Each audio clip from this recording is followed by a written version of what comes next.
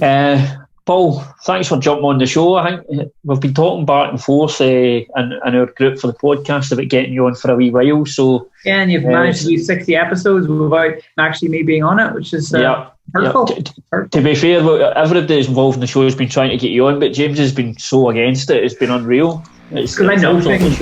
I know things. I was trying to hold off to episode 69.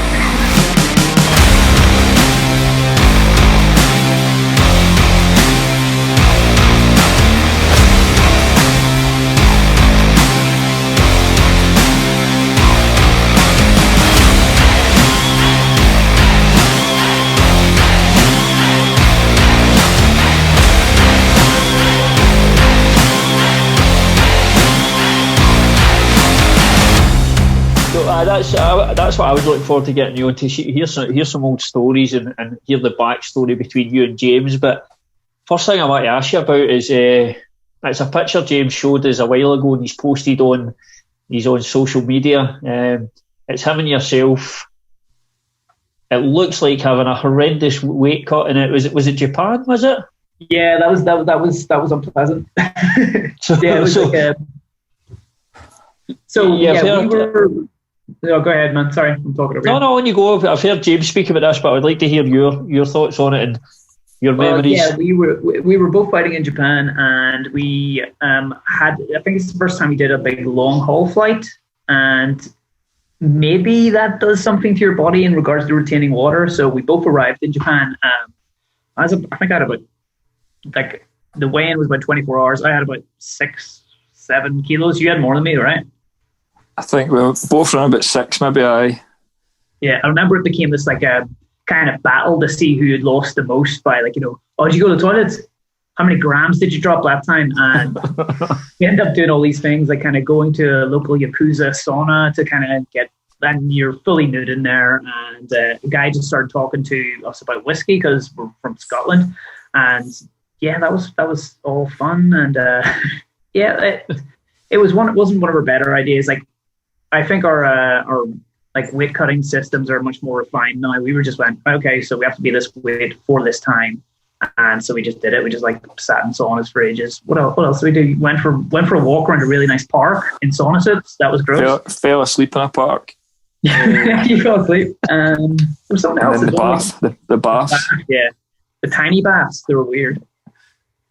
Yeah, but like we eventually got it done in like yeah, and then we were kind of just traveling around like tourists in Tokyo, but in this completely dehydrated state where you can't enjoy anything and everything is miserable, and people are moving away from you on the subway just to kind of get away because you look like you're the first season of The Walking Dead.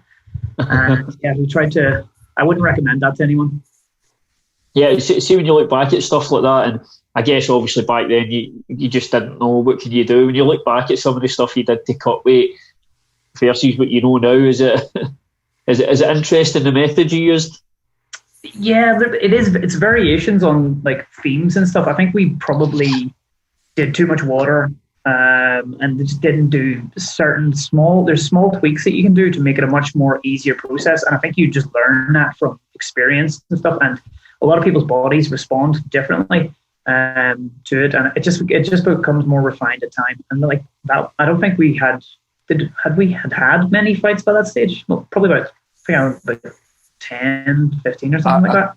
I don't think I'd made bantamweight before that, because that was the kind of opportunity that made me drop from featherweight to bantam, because you were already matched, and I kind of tagged on because I'm like, Paul can get, or I think it was Ian Dean actually, was like, James can get a fight at bantamweight if he goes with you. So I think that was the first time I made bantam. But all I remember is getting on the plane at Glasgow at 63 kilos and getting off at Tokyo at 68.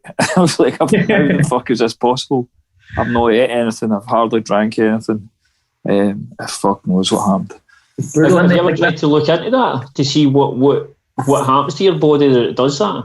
Yeah, I looked into it a little bit afterwards. Like there's stuff with fluid shifts, but I don't know if there was anything conclusive because people aren't really looking at it from a perspective of people looking to lose weight while being on a flight, you know? Yeah. I'd love to hear a wee bit about, Paul, how you and James crossed paths. Where did you meet or get introduced to each other? Well, it was at a jiu-jitsu school. Like my friend Scotty McVeigh, he was teaching jiu-jitsu at the Kelvin Hall, and James was there, and he travelled all the way through. Like, you know, I don't know how many hours it was to get to this class. It lasted for about 45 minutes, and I don't think you ever actually talked to me because you're not a chatty guy. Like, we used to call you Vertex guy because like you had a Vertex t-shirt on just to let everyone know that you could punch our faces off while you were doing jiu-jitsu. And yeah, then like I think it was an email or a text or something that said, do you want to like teach or something over at Carnrath or something? He's punched me in the head a lot. My ability to remember stuff is limited. And then we kind of started we even at one point we kind of like hooked up a few times, and we turned my living room into my uni flat into like a dojo. He brought mats up, would pull mats out. He had beat me up for like an hour of strike, and then we go to jiu-jitsu and do jiu-jitsu, and that was what we did for a couple of years. And then it progressed into like kind of like he's not my soulmate. It's gross. The early days. See, I can remember hearing about the Dinky Ninjas very earlier on. It was just that I'd kind of been curious about it, all that forming. So, see, when you look back to then, did you ever think, Paul, that you would be involved in the sport for so long, or even James would? Oh, I thought we'd both be dead by now, but we've sort of dodged that bullet. Yeah, I kind of think so. Like, I had growing up, I had friends who were martial arts instructors, so I was aware that it was a thing. And throughout the fighting aspect to it was something I liked doing. But there was I think we were both simultaneously coaching like full gyms at the same time, you know. So like, I suspected I'd be doing this for a very long time because I was passionate about it, and like, you know, it's fun. It's a cool gig. Yeah, absolutely. James, what are your early memories of this? Obviously, I've heard from Paul there. What's your early memories of Paul first meeting him? Oh, shit. Kelvin Hall, I think. I'm pretty sure he heel hooked me. I remember we used to have to queue to get into that class. There was Before it was cool. I like 2001. There was a Tang Soo Do class on before the jiu-jitsu class, I'm sure, and we had to wait in the kind of hall to get in.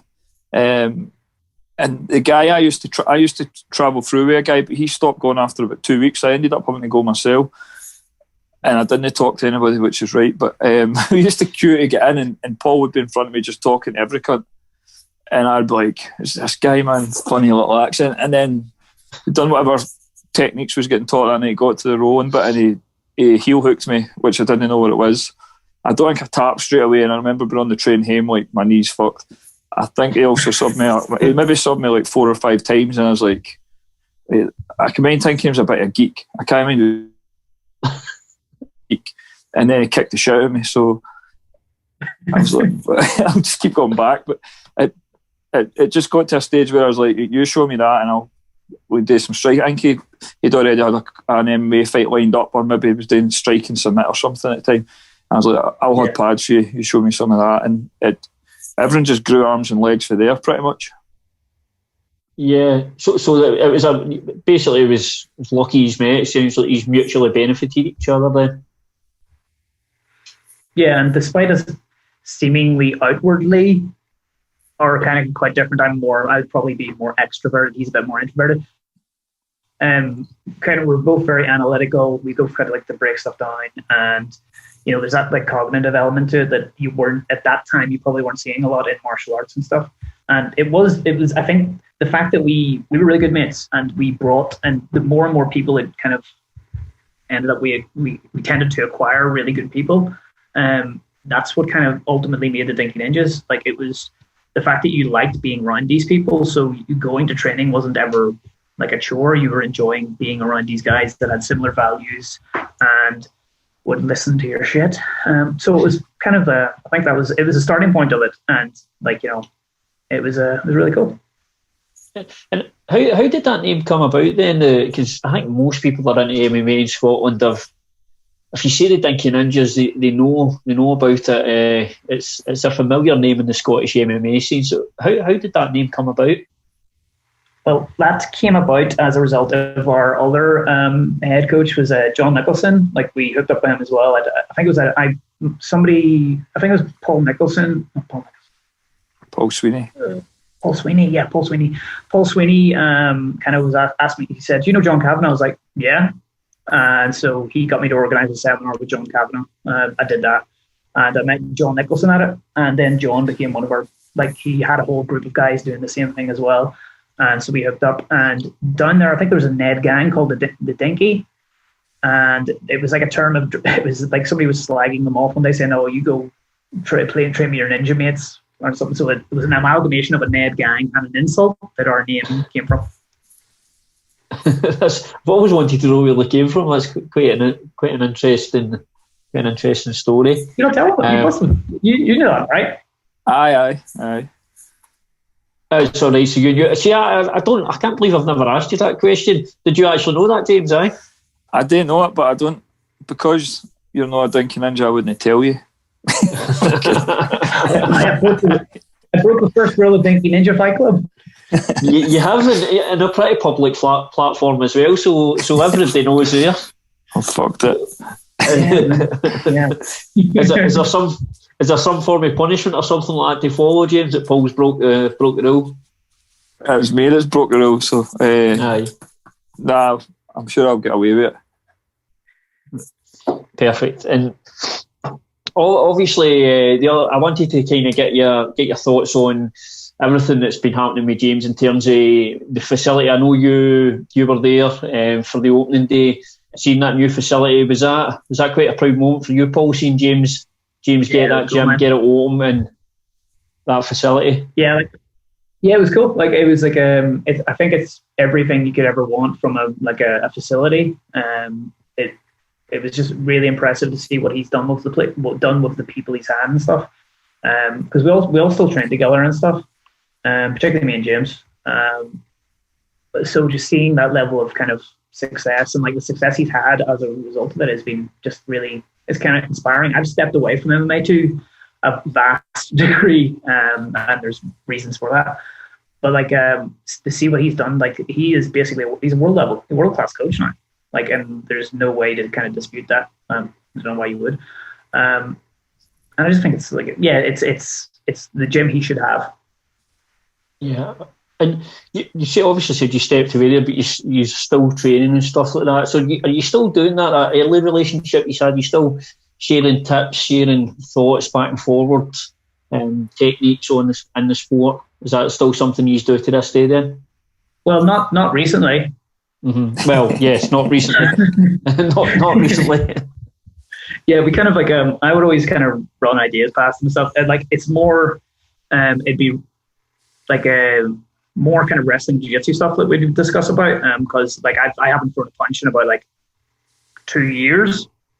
I should probably get back into that, but I was never very good at it. So, but yeah, it's kind of more jiu-jitsu, wrestling, that sort of thing. I haven't watched a lot of MMA in quite some time. Yeah, I think I still have guys like Paul that I'll go to all the time for stuff, but Paul and Gary have almost, they're like my jiu-jitsu instructors. So like before the COVID stuff, I was still in Glasgow 3-4 times a week.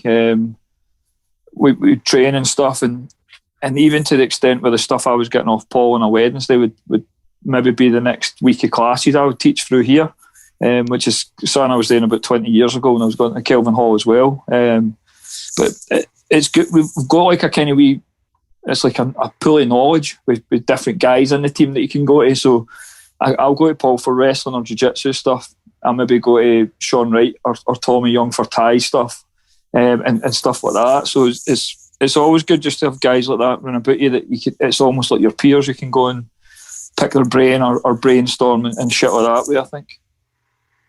Do you enjoy that aspect as well, James? See that you're sitting there like Paul's your jiu-jitsu coach. Do you enjoy that? You switching your role for being the coach in the higher level gym to when you were obviously not at the moment. You go and train with Paul and obviously turn that coach's hat, take that coach's hat off. Aye, the Wednesday morning class at the Griphouse that Paul took was my favourite session of the week. Like it was just, I could go in My pals were there, and I could just go in and just be a student for like an hour, 2 hours, and it just it's the same what everybody else gets from martial arts when they come into the gyms. They can just forget about everything for an hour or two, train and just feel better for it. And like that was if I could only make one class a week, the Wednesday with Paul was always the one I had to hit. It was like I would move stuff to make that class, just so I could go in, and I was also really conscious of Paul's coaching style developing, and like he's became an excellent, really excellent jiu-jitsu coach. So I always made a point of getting to that class with one of the broom belts, Andy Drogba. The mat was always excellent on a Wednesday as well. There was always brilliant rules there. And it is hard when you're coaching as much as I'm, because you're in charge of everybody, and you're looking at material and stuff, and it's not always for yourself. It's you need to be you can't be selfish as a coach. But when I'm travelling through to Glasgow, it's to take PTs and stuff, I make sure I try and get an hour in with one of these guys like Paul, who's like an exceptional coach, just so I can get to learn, because that was always like my favourite kind of stuff with MMA or fighting, was just learning new stuff. Yeah. It sounds as well. It's like, obviously coaching can be stressful as well, so it's like I don't want to use the word relaxation, but you know what I mean. It definitely helps you switch off, like just training, coaching.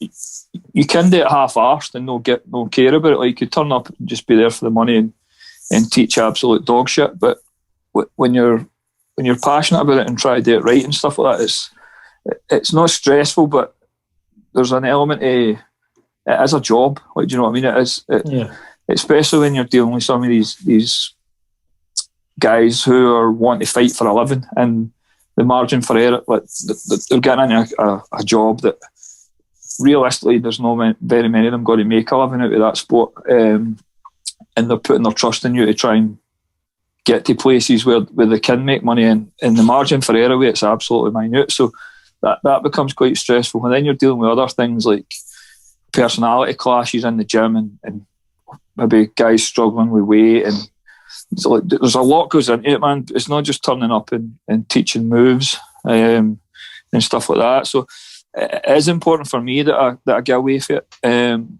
it's also I'm quite a slow learner. Like, I know guys that, like, they could stop. We've got a guy called Doug McMaster who moved to Georgia for a year, who never done it. He was a black belt, I think, when he moved. Never done any jiu-jitsu for a year. Read some books and looked at videos and came back and beat us all up. Whereas I can't learn like that. I look at videos and I don't know whose legs are who or whose arms are who. Whereas I need to be on the mat and I need to feel it, or I need to have somebody taking their time with me sometimes for some of these moves and just like fucking stripping it right down. So I need that. I need like a coach to come and help us, and with the MMA stuff and that, it was always Paul. And I was fortunate enough to have good strikers run about us and that as well that could help us. But it was more, like you said, it is more just for me to switch off for 2 hours and just be on the mat as a student and learn shit. Yeah, I guess that's the other thing as well, Paul, I'm sure you'll be able to speak on, is everybody does learn differently, and you must see it when you're teaching jiu-jitsu. You just have to adapt to each student you have, teaching them to their strengths, I suppose. Yeah, that's one of the true problems with kind of coaching jiu-jitsu, and I assume MMA as well. You're trying to teach what is ultimately an individual sport that requires probably to optimize it one-on-one hands-on coaching in a group format a lot of the times, and that is quite problematic, because you're going, right, in this class there could be brand new people, there could be European champions, there could be guys that have done like really high level stuff, and you're trying to tailor to all levels. But again, that comes with experience. You can actually do it. It's probably not the best way to do it to optimize performance for each of the individuals, but it is something you do get with experience within the sport. Yeah, and I guess the other thing as well is the sport. I mean, if we go back to the early days we used versus maybe the last 5-6 years, the amount of people getting involved in the sport, jiu-jitsu, MMA in general, you must notice coming through those people want to learn. There's maybe a wider variety or wider type of people coming in these days. Yeah, like previously, at one stage, like when we started, it was people that were kind of into martial arts or people that wanted to fight. Like, you know, they had a reason for it. Maybe they just liked being mental. But now it's much more mainstream. Like, it's like you get like on that mat on Wednesday, there's like doctors, there's like firemen, there's like kind of like professionals, there's students, there's kind of every sort of demographic is catered for within the sport. Yeah, because there's a lot of people. A lot of people it's just fitness and obviously self-defense as well. But I think it helps a lot of people obviously mentally as well, just to get in there and learn and enjoy that. I think that's obviously plays a big aspect for a lot of people as well, because it is only a small percentage that are going to go on and fight. Yeah, that's why. Like, I think that's one of the true reasons why we, like, as a team, like our team was ranked number 1 in the UK 2 years in a row when we were kind of like competing pretty regularly. And I think that a lot of that was to do with the fact that, like, you know, you're hanging out with your friends. Like, you're going, like, you know, my leg's sore because James kicked it to death yesterday, but I could sit in bed or I could go in and hang out with mates. And I think that leads to the consistency that you need to actually be good at stuff. It's like, it's never going to be these leaps and bounds. It's just like incremental consistency that compounds on itself to the point where you get skill development. Yeah. And like the associated mental health benefits, I don't like I've had people, that's been the biggest thing since the kind of lockdowns and stuff. That's what people have been talking about. They just miss hanging out with the guys, which is kind of cool. Because like a lot of times it's easy to kind of start thinking, right, I'll just teach people how to aggressively wrestle each other a bit. Like they're giving sweaty hugs to other humans, but I think there is a definite kind of, that's definitely an aspect of it that I didn't really appreciate. I didn't even really appreciate the fitness aspect of jiu-jitsu until I stopped doing it pretty much every day and got a wee bit fat at the start of the lockdown. It was not fun. Yeah, but obviously it's going to have an impact just on your physical strength as well, just continually wrestling against another man or woman. So you definitely need fitness and strength to be doing jiu-jitsu every single day. Yeah, that's like I've got a wee routine now that I'm doing. I'm just lifting weights or going on a bike and stuff, but it's not the same. Like we attached heart rate monitors to guys for a while, and just to see how many calories they burnt. And I know it's inaccurate, but it gives you a kind of benchmark. And it was stupid amounts that they were doing, and like I've definitely noticed that I can't eat as much food as I want anymore. And those are all things that are kind of like, you know, side benefits that you don't even consider. And I think that's the key to any sort of fitness endeavor that you want to, if you're looking for some sort of positive impacts from a fitness endeavor, I think the most important thing is find something you like doing. And for a lot of people, that's jiu-jitsu. For a lot of people, that's MMA. It could be Thai boxing. It could be, you know, dancing. I don't know, whatever people do. And just one other thing. One thing I wanted to ask you about as well. James has spoke on this show in the past and spoke to us about obviously cornering these fighters and all that. I'd love to hear a wee bit, if you could tell us a wee bit, Paul, about what it was like cornering James.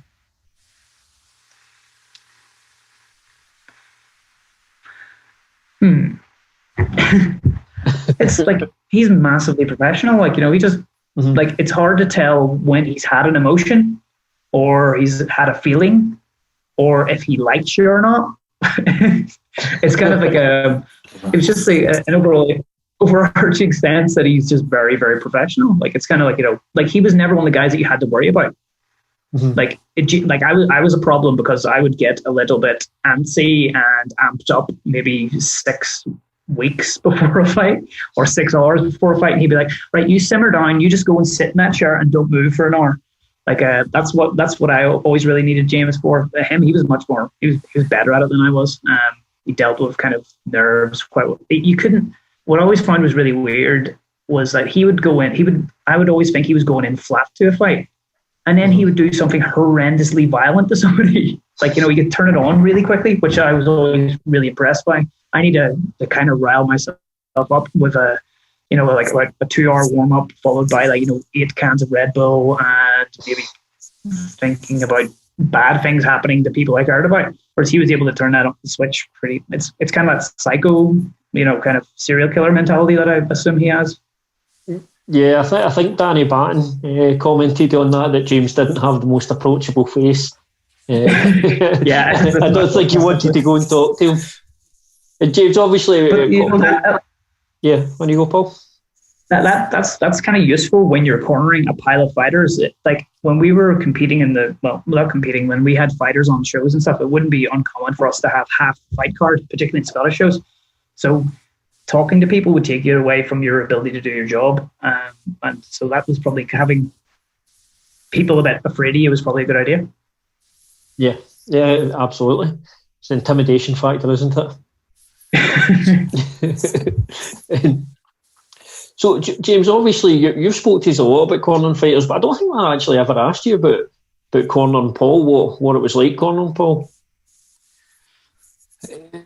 Paul's pretty much nailed it. It's basically try to keep him, like, you could see him building up to it, no working himself, but you could see him getting more and more as it closer it got to the fight.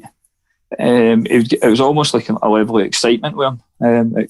It's almost like the nerves and stuff manifested itself as an excitement, so you just have to keep him, kind of calm him down and stuff like that. But I don't ever remember going into a fight worried about him, because I knew how hard we trained, and I knew that there wasn't many guys training as hard as or putting hours in the way we were.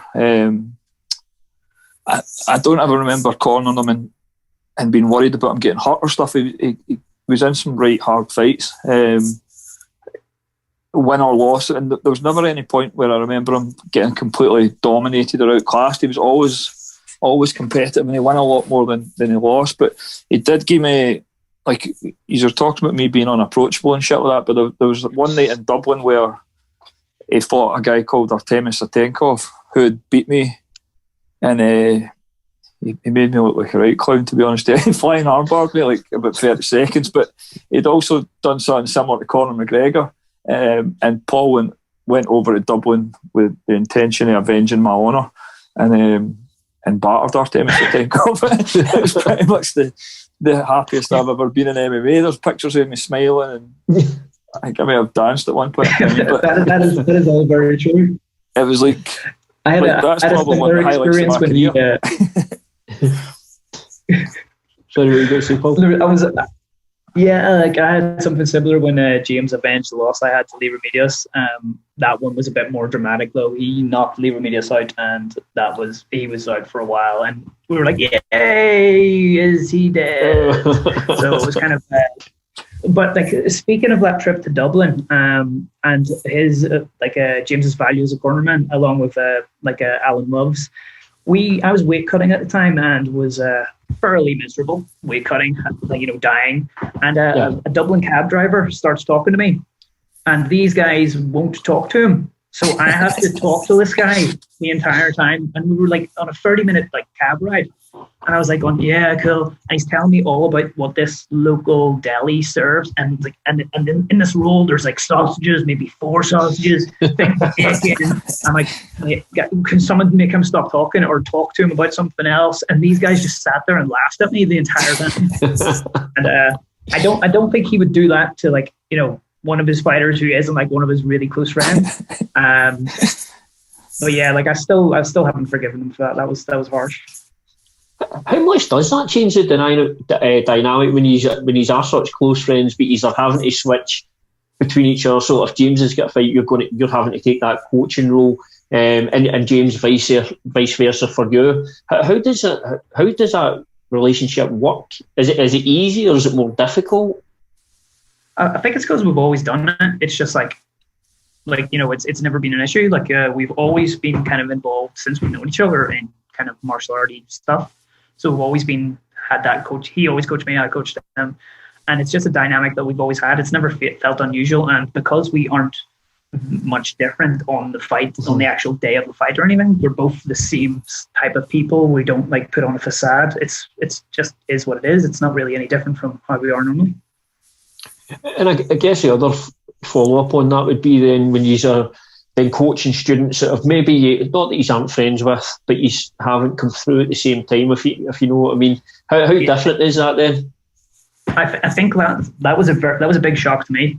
I find it difficult. There would be people that would assume that we I've dragged James out of many salt baths while he's been semi-conscious in the nude, I don't want to do that for other people. Just bits and pieces like that. There's people would see what was happening to like the amount of attention you give your friends, and then they go, "Well, you're my coach. You're supposed to do that for me." And I always find that really difficult. It's like, why are you holding pads for James and not holding pads for me? It's like, because I like James. It's like I've been training with him like for decades and stuff, and people had that sense of entitlement that they were kind of had that, and I was struggled with that. James was much better at than me. He countered that by just doing more and more hours. So yeah, I guess there's a good and a bad in that, James, as well, when you're having to do all those extra hours. But can you speak to just what Paul spoke about there on that same question? And I don't think we even really noticed it at the time. Like, it was just like you said, you were there for your mates. I remember guys in the team having amateur fights in Newcastle and stuff, and like 3 carloads I was going down and try to sneak in as corner men and stuff like that. Like, there was a time where if one guy in the team was fighting, there would be 20 guys turned up, and then there was other times where, like Paul said, there'd be a fight card on in Scotland with 16 fights and 12 of them would be guys for our team. But it was like, back then it was just your pals. It was like you didn't even think it as an obligation or anything. It was just like, you have to be there for your pals there in the gym every day for you. When I started noticing it was when guys would come later on, like next generations, and they would maybe only show up for fights, and then they weren't there in the gym to help their training partners if they were getting ready for fights and stuff like that. And because early doors we were all just like a group of mates hanging out, that you never had that. Like, you never had to ask anybody to come to training. You knew they were going to be there. And then I think later on I had a bit of trouble detaching myself of that. Like, Paul kind of realised it quicker, whereas I was still turning up to corner guys, thinking that these guys are my mates. And to be honest, it got to a stage where it wasn't professional as a coach kind of student relationship, that you need to be separated for them. It needs to be like, I'm the boss. I'm going to tell you how to go through this. If everyone's gone fine, I'll no speak. If I need you to do, and I'll tell you what to do and take it to there. But we never had that as in the early days. It was just like, one of your mates is fighting in 6 weeks. Everybody's there to help him train, make weight. Everybody will turn up to watch him fight. And then it just changed. Like, obviously when you started being more responsible for people who you hadn't been with for 4 and 5 years and seeing everyday training, like they started coming to the gym solely for the purpose of getting knowledge off you and getting access to your training partners and stuff to go on and fight. But it was an interesting kind of dynamic that I always struggled with. If me and Paul was on the same card, I would rather fight first. And then if Paul went first, sometimes that would annoy me. And we've done this a bunch of times, but I'd prefer not to be on the same cards. But because we were getting to a certain level and stuff like that, we ended up on the same card quite a bit. And when both guys won, it was brilliant. It was excellent. But there was a couple of times where one of us dropped it, and I can remember winning a fight and Paul losing and feeling terrible and stuff like that. Just because you're so close to that group at the time. But it wasn't a problem when at the start, like when I didn't even remember thinking it as, I'm his coach. It was just like, this is your mate's training. You've put work in together while we'll go and fight. And then once it started kind of moving through generations and new guys coming up and stuff, then it became more apparent, like, right, I'm an actual coach now and people are coming for the coaching. Whereas before it was, we kind of like travelling about fighting and hanging out and drinking coffee together. But if we can get another fight in 6 weeks, it means we've got an excuse to train every day for 6 weeks. Yeah, so it's kind of like a lot of younger guys in Scotland. A lot of younger guys, obviously, they would spend their time with their pals in the pub and stuff like that. You just happen to be spending time with your pals in the gym, beating each other up, basically. Pretty much. Yeah, it seemed like a good idea at the time. Well, it seems to have worked out well. And now I've got to ask you, I'm assuming both, I know you probably won't be able to say too much. I don't want you to get yourself in trouble, but there must be some good stories with shows and stuff like that. You must have some good stories that you can that you can outlay without getting each other in trouble? What's the issue with naming? No, I can't. I remember Danny Henry, not Danny Henry. What's his? Danny Mitchell. We were on a fight show in Sweden, and we had just had I do like the club for the dancing, if you know, like if you get what I'm saying. But in Sweden, people don't really kind of do kind of like they're trying to, live out their step up to the street dreams.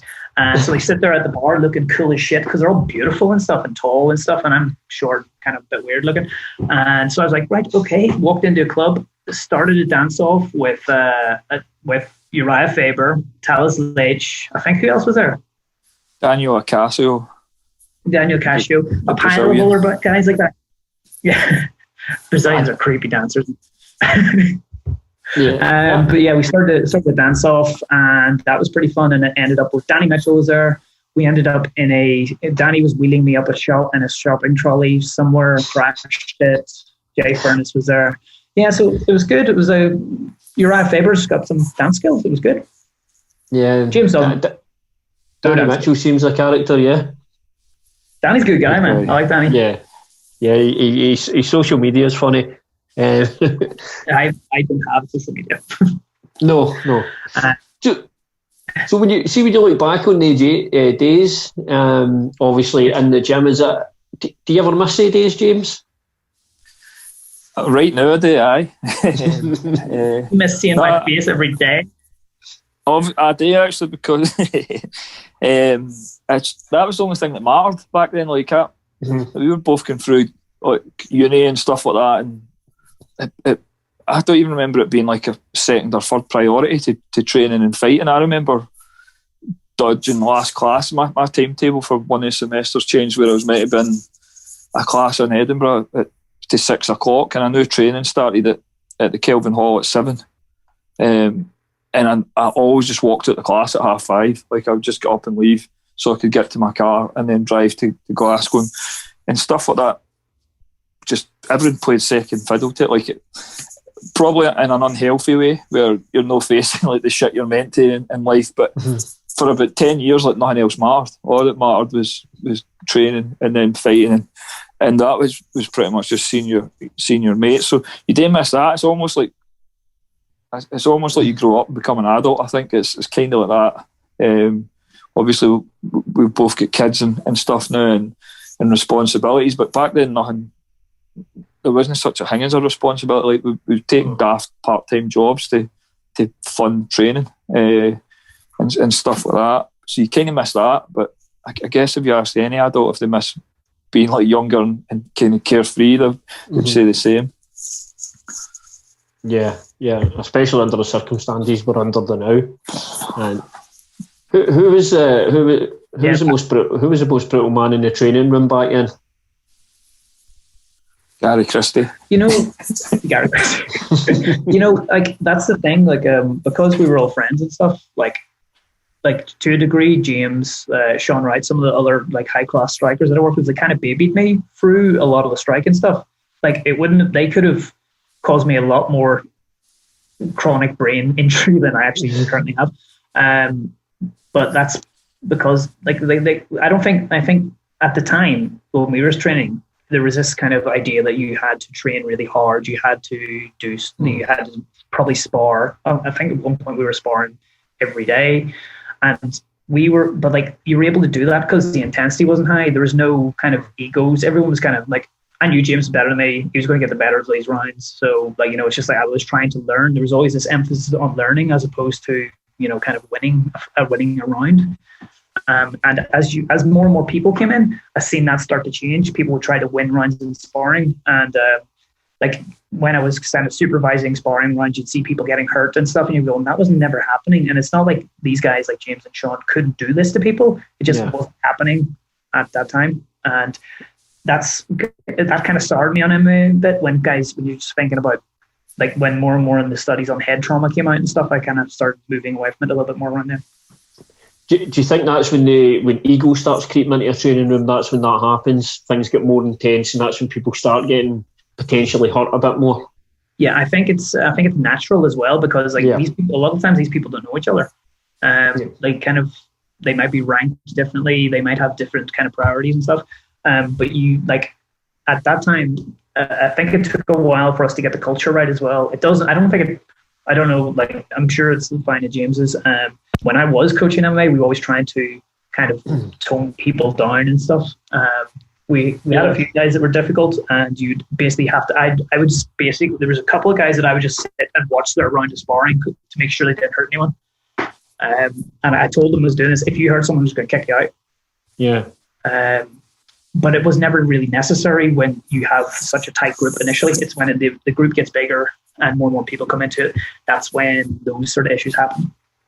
Yeah, and James, I'm sure that's something you experience all the time. You're having to sort of check those egos don't end up getting fighters in the gym hurt. You're always kind of careful to kind of stress it. I let them grapple as hard as they want. Like if they want to wrestle and stuff like that, but I'm conscious of the obviously head trauma and the striking aspect. So before every spar, I always kind of mention it. But there's always guys in this gym where if somebody comes in and tries that, there's always somebody else in the gym that can level up again on them, if you know what I mean. So you kind of have like not like a regulator, but you hope that it never gets to that stage, but and you can take care of it. But it's something you definitely need to watch, man, because there's some gyms that are really notorious for it. Mm-hmm. And they'll produce one or two good fighters at it, but it's out of a potential talent pool of hundreds of guys. So what I always try and aim, and we had the success with our team back in the day, is we'd have 30 fighters, but it'd be like 30 really good fighters, and they were never injured because you weren't smashing each other every day.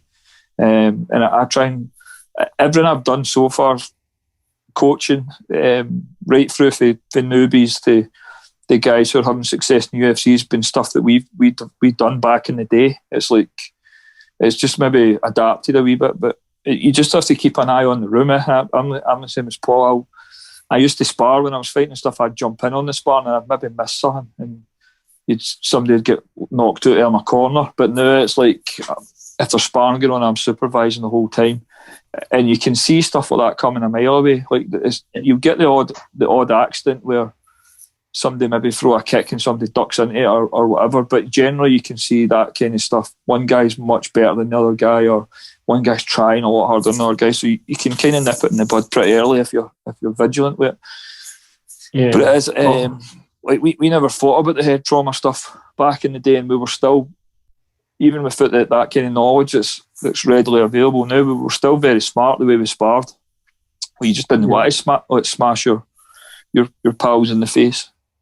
Yeah, and I guess that's why the rule, you still get a rule in the gym, no brothers sparring, or mainly Stevie and Craig Mop.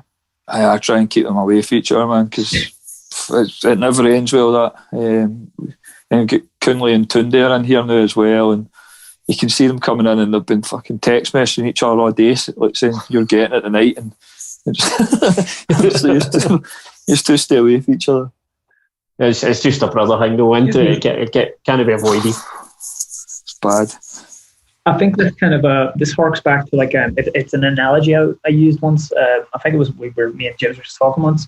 I think there's two paths for creating elite level fighters, and one's the meat grinder effect, and the other's like the kind of the learning effect.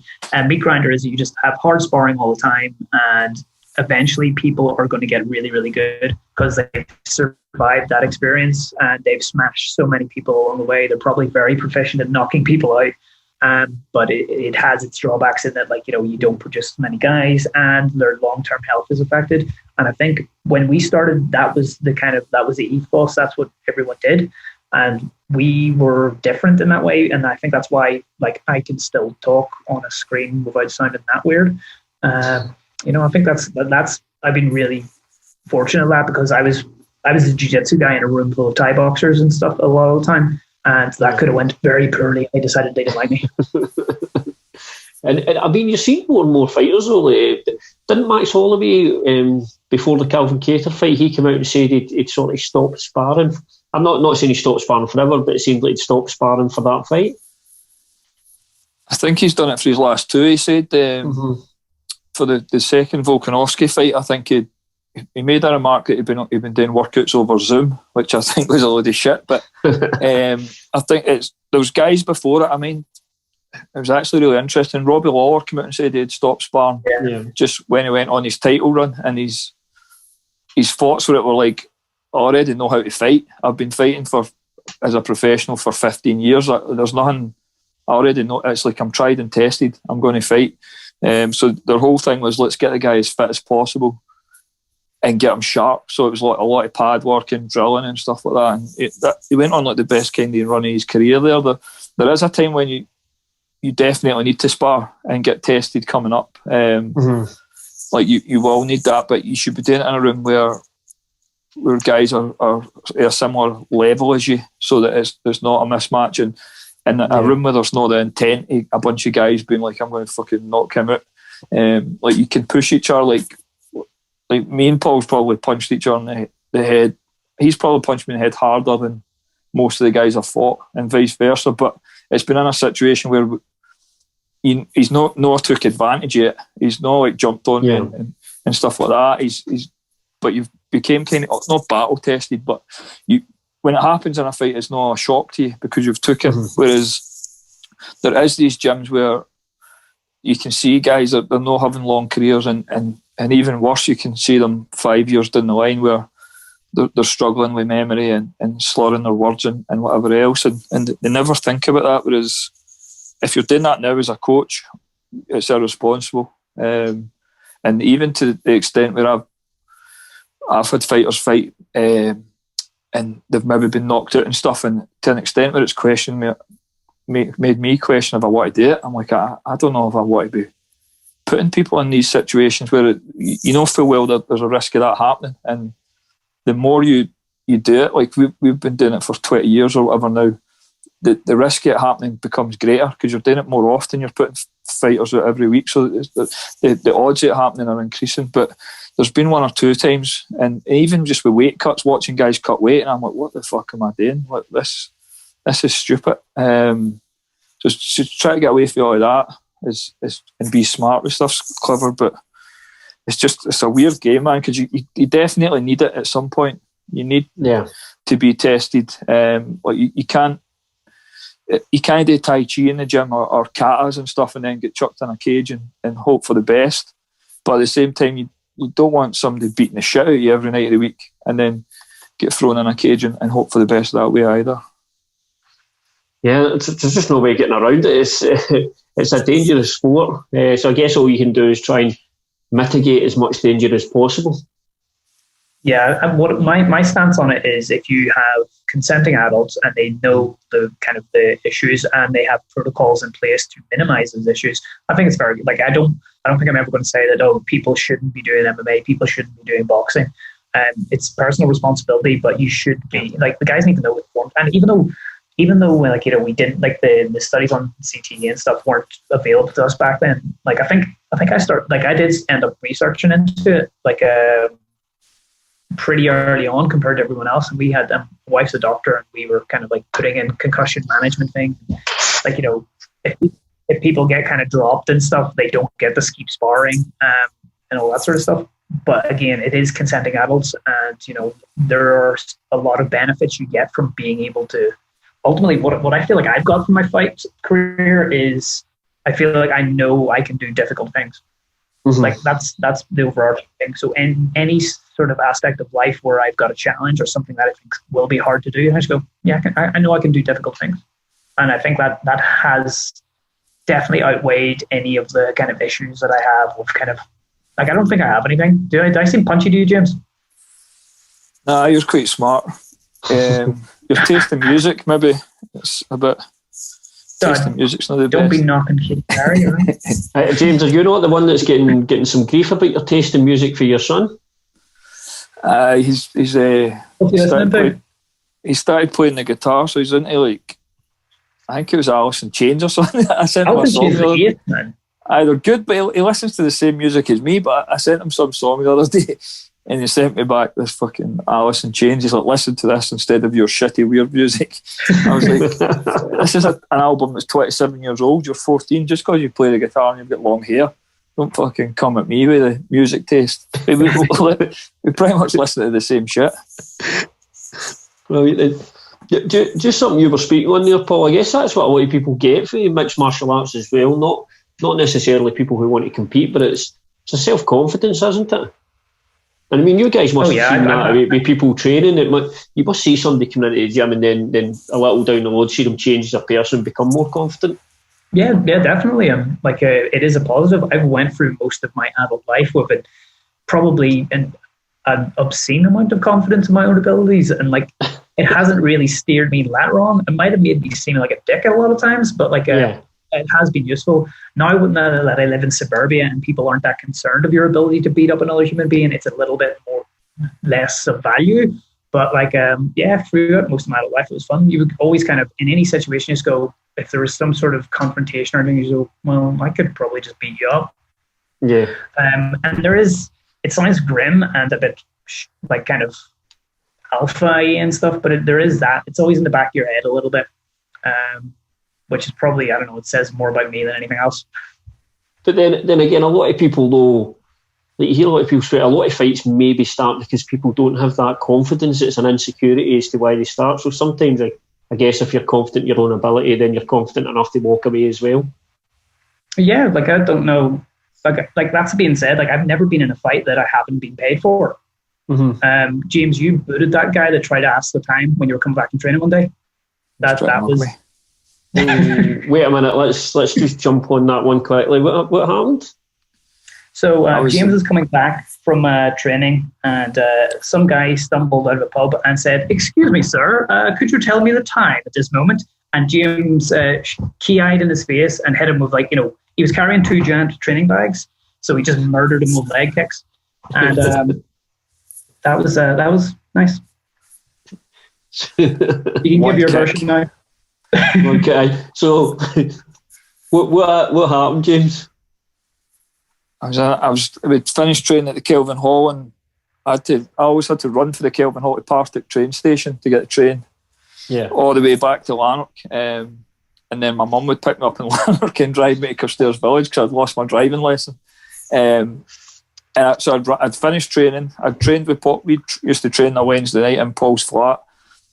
Then go down to the Kelvin Hall and do an hour of jiu-jitsu. Plus, I think I'd came for uni that day, so I had 2 bags. Was running down to get this train, and this guy approached me, and I read, spur of the moment, I read his body language, and I'd also been reading Jeff Thompson's books about preemptive striking, and I had earphones on, so he said something to me. And then I kicked him.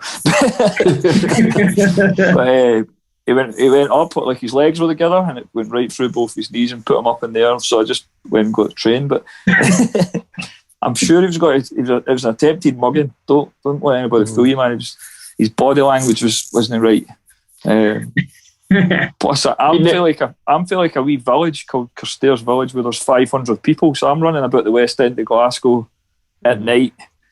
I'm handicapped with these 2 big training bags, and this guy was potentially wanting to rape me, so I just kicked him. Meanwhile, there's an older gentleman now sitting somewhere telling his sons and daughters about this man that attacked him when he was out collecting for charity. What a kick. Yeah. He was very impressed with the height the guy got. So I just while we've got you on as well, Paul, I wanted to get some opinions on. We obviously did some fights recently, notably Dustin Poirier, Conor McGregor, and we've seen obviously online that maybe you haven't seen, Paul. Sorry, that Conor McGregor's now taking a bit. It looks like a lot of fans have turned on him. James, what was your thoughts on the fight? And are we focusing too much on what Conor McGregor didn't do? And maybe we should be focusing more on what Dustin Poirier did do. He definitely fought different, but I think in part some of that was due to the fact that both guys were southpaws.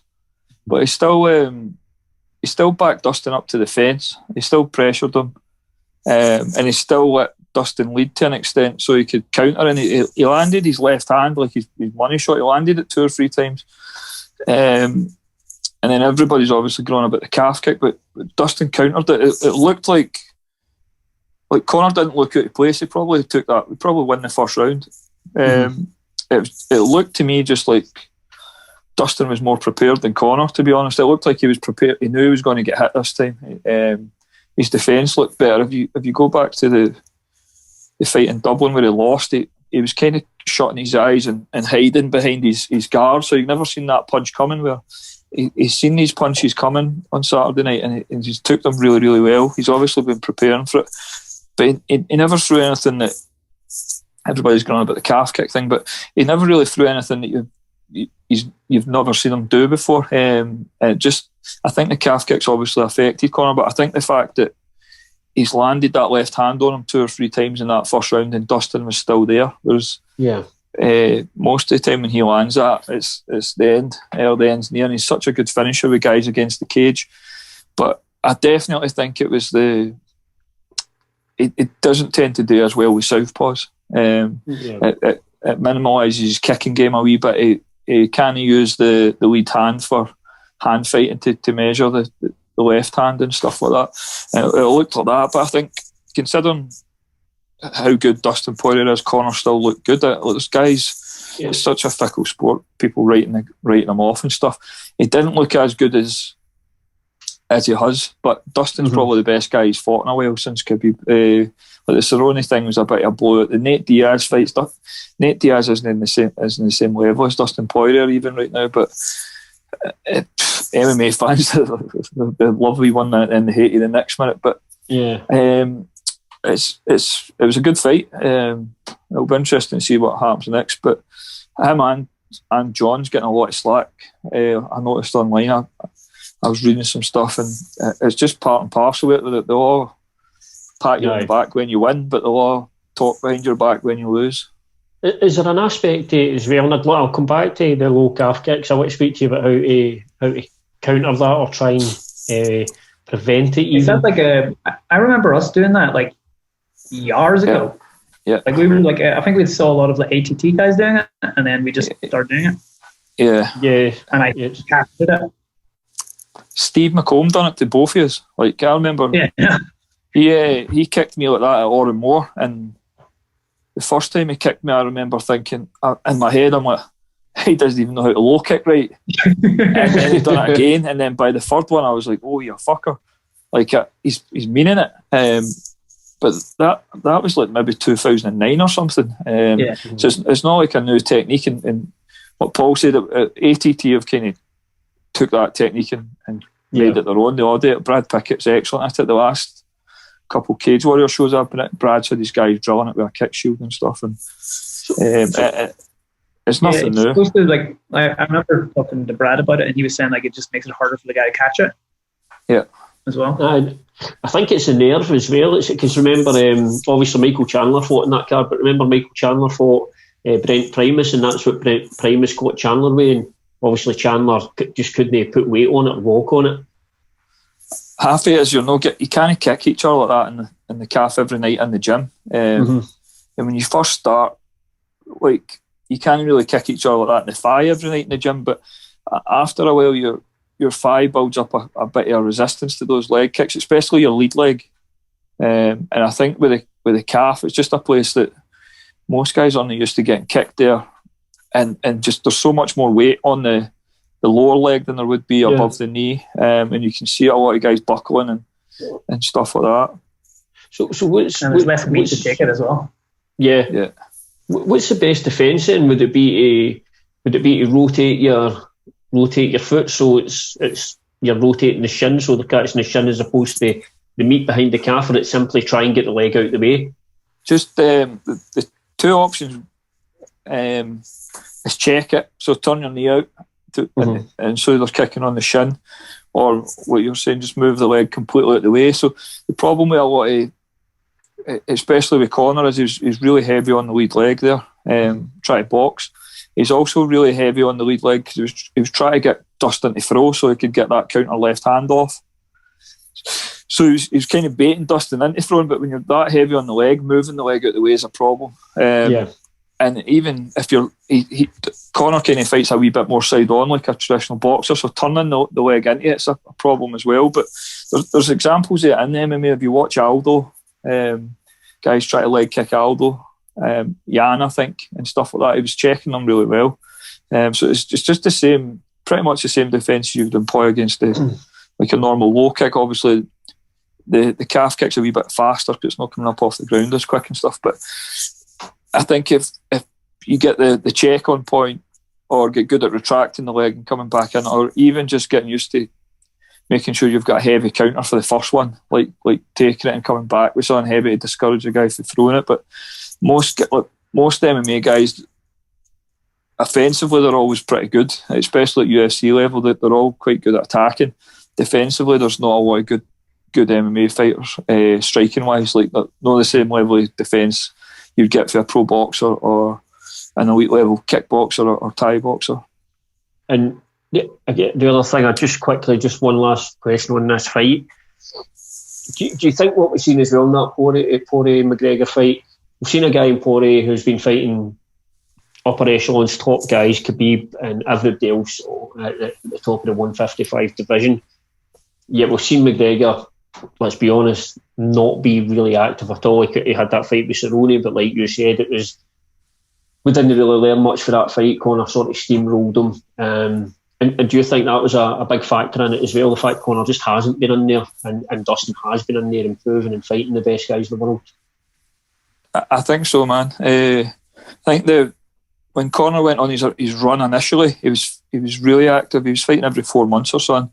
When he made his run at the featherweight title, even he had time out during that as well with the knee injury with the Holloway fight. But when he was fighting up like that all the time, that was when he was at his best. And then when he's moved up, if you look at his record outside the featherweight, I think he's 2-3 in the UFC. He's got wins over Alvarez and Diaz, but he's lost to Diaz, Dustin Poirier and Khabib. So I think a lot of his game at featherweight he was just much bigger than everybody and longer. And his southpaw style suited it, whereas he never had a southpaw at featherweight. He's came up in weight, and now there's guys who are just as big as him, maybe similar reach. And then he's obviously the two guys I mentioned as being southpaws.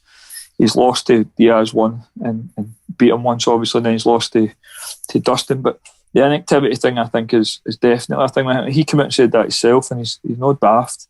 But I would imagine the shit that he's got going on in his everyday life isn't normal for a fighter, like running fucking whiskey companies and living on yachts and all that shit. It must be hard for him to focus on the fighting thing. Even just having that amount of money, like it's that kind of Marvin Hagler quote about it's hard to be hungry and want to train and stuff when you're sleeping in a bed with silk sheets every night. Like these guys only want to get out of their bed and run at 5:30, whereas like Dustin Poirier definitely does, and like these guys are fighting for different motives, but he's in a funny position where he's transcended the sport to an extent. They should be applauding him for still getting in there and fighting, because it's not like he needs to do it. He could have retired before the Mayweather fight and been a millionaire. He's made like 140 million or whatever on that fight.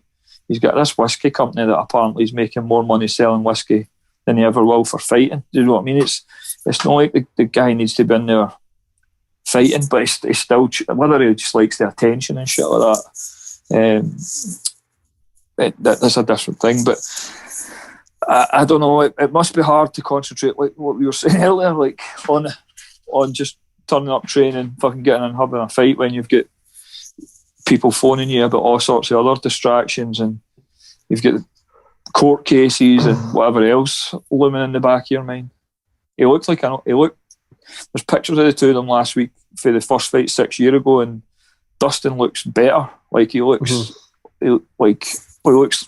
better, whereas Conor looks like he's fucking aged about 20 years. And in the space of 6 years, I don't know how much it was the bald head and the beard, but it just doesn't, like, you can tell like stuff must just be wearing on the guy. And as much as he's got all that money and stuff, I don't think I would like his life, to be honest. lot of partying involved in there as well, a lot of alcohol and stuff like that. It's probably put an extra couple of years on him too, but we go for speaking about that. Just one last thing, and I think then we'll move on to the quick fire questions for Paul. I'm sure you'll like that, Paul. So Jake Paul, the YouTuber / boxer, finally gets to now come out and fight an MMA fighter in a boxing match. And who do we get for MMA to represent the sport and go in and fight? Ben Askren. Yeah, I saw that via the WhatsApp group me and James are on. I think, you know what? I think that's probably going to be one of Ben Askren's biggest ever paydays. Jake Paul might win. I've never seen the guy box. I don't know anything about him other than that the general consensus in that WhatsApp group is he's a bit of a bell end. So he could win it. I don't know. I've never really seen Askren box that much. He... and I know his hip he had hip surgery, right? He's had the hip surgery, yeah. So he's had the hip surgery. Yeah, so I don't see anything wrong with it. Like it's a spectacle. It is what it is. Askren's going to get paid, win or lose. Hopefully the YouTuber gets beaten, but like I don't really care. Yeah, I think the only time we've really seen Askren box was, it was a bit forgettable, but it was Ben Askren and Damian Maia. Oh yeah. I was at that fight. Oh God, that was and to throw a wee bit of a caveat into it, recently George Masvidal's been down training with Jake Paul as well. So, James, what do you think? Can Ben Askren do it for the MMA community? Can he knock this guy out? That Maia fight, he couldn't warm up. He was in our changing room. He couldn't warm up because of his hip.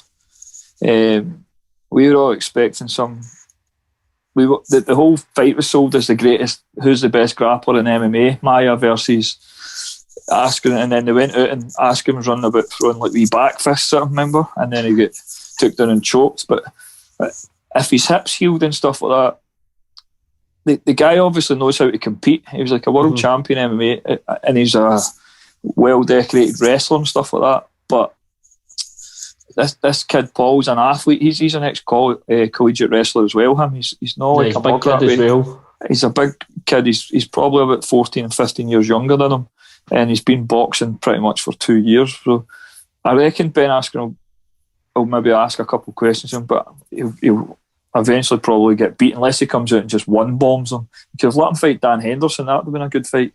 Henderson could have just fucking bluttered him. But I'll not be watching it, man. I hate all that shit. But what Paul says is right. Askren will get paid more for that stupid fight than what he's probably made combined in his whole MMA career. Yeah, absolutely. And I just wanted to get your thoughts on that. So I'll hand this over to you now, James, so you can explain to Paul the quick fire questions. I get to ask you questions in a quick fire manner. Aye, we can answer them as much as you want. I can't even remember the questions off the top of my head. Right, we'll go back. We never even really touched on fighting too much. Anybody you didn't get to fight that you wanted to fight? Yeah, tons of people. Like tons. Anyone who was good, I always kind of wanted to fight them, which was really weird. Because shortly after, there was a lot of people at the time kind of, do the answers have to be quick? Nah, you can expand on it.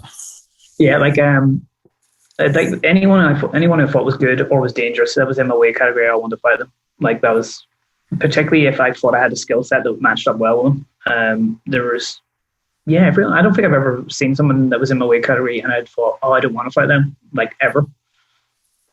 And I just always had that attitude, I think. Okay, next one. Did you reach all your achievements in MMA that you wanted to? Like, did you achieve everything you set out to? Yeah, if you probably had asked me at the time, probably not, because I did, the UFC sort of thing, and like them adopting the bantamweight division kind of happened pretty early on in our careers. Late in our careers, and I can remember the exact time it happened. We were in Sweden, in Berner's hotel room, and it was announced. I got to do the Ultimate Fighter thing, and that kind of soured me off it a little bit. And So yeah, like I feel like I've gained tons from the fighting career. So yeah, I got it to do. Was a world champion sort of, and was like the #1 guy in Europe for a pile of years. And James couldn't be #1 because I was there already, and he wasn't quite happy. I'm sure. See the world champion thing. When I don't know what people keep thinking, Connor was like Ireland's first world champion or double world champion, even though technically it was you. Yeah. And he described you as being Scottish. Does that bother you? my little brother occasionally sends that to me because he was never really into fighting when I was doing it. But then Conor McGregor came around, he was like, oh, this is amazing, like everyone else in Ireland. But now, like, he's not fishing out the passports, so I don't really give a shit. Right, last one. What was the greatest night of your fighting career? Oh yeah, it was you knocking out Lee Remedios, I think, or you actually smiling when I beat Artemmy. That was tremendous. That was the best day of my life. I don't know. Actually, you know what? There's been tons of them. There's been tons of moments where you just think that was amazing. Like, was it the absolute combat where we had the entire fight card and then all our guys won. There was a couple of grudge matches on it. That was good. There's been so many kind of like actually really good moments within the sport. Like when we fought on Cage Rage and like me and you had a competition to see who would win the fastest, and you beat me by 4 seconds. There's tons of really cool memories, and it's stuff that'll stick with you. One more. Are you going to let the kids get into what Killian comes and says, Dad, I want to fight in a cage? What do you say? What do you say to that? He's already doing judo and stuff. Again, when he's an adult, yeah, cool. But I in developmental stages, I probably want to keep him as far away from head trauma as I can. So jiu-jitsu, wrestling, judo and stuff, he likes those things already. So, he's pretty much my only sparring partner I've got in the last year. So, I'm sure if he wants to do it when he's an adult, I'm not going to say not to do it or anything, because by that stage he'll be a teenager and won't give a shit.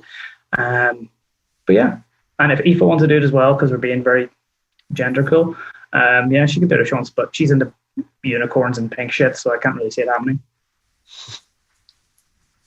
That's me, man. Brilliant. Well, listen, thanks very much for coming on, Paul. Are you going to let Brody do it? Yeah, I think he will. I'm not going to. I hope he doesn't, if I'm honest. I'd rather he didn't.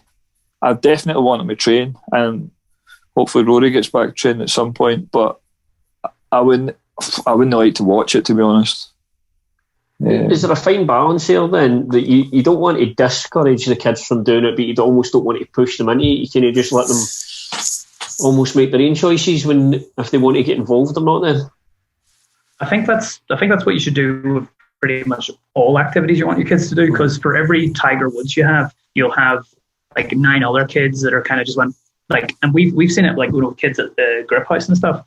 Dads that were pushing them into certain aspects of the sport, as soon as they get a bit of independence, they just go, I'm not doing this anymore. I'm going to go and hang out with my friends and stuff.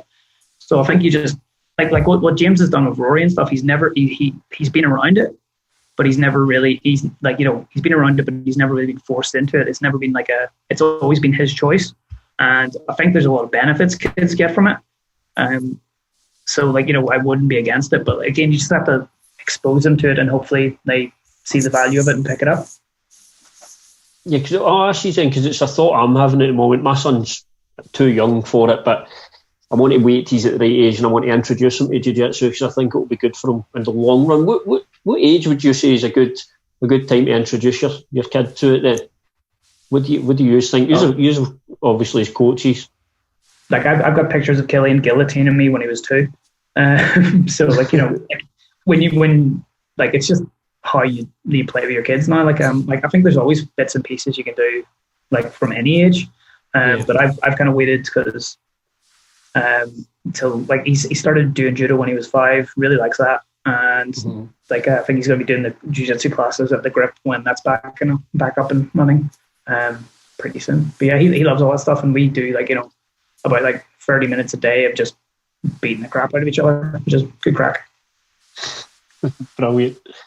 All right, that's everything I've got anyway. So again, thanks very much for coming on, Paul. I appreciate the time. Yeah, no problem. We didn't even get on to James's staggy. Well, we don't need to end. I think. So, is there something we should know? I think my wedding's getting put back. Oh, well, we don't want to do that. But right, again, sorry. Thanks very much for coming on, Paul. That's a question I won't be asking you off air.